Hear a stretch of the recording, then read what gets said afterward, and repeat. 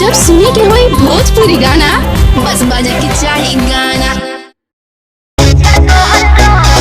सारा ला ला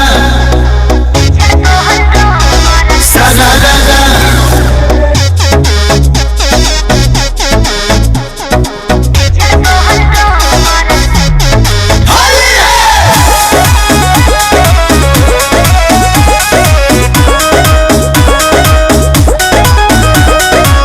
फगुओ के दिन केहू करेला जैसे अपना जीजा जी संगे करता रु जैसे हम ठीक करतन बुझनी।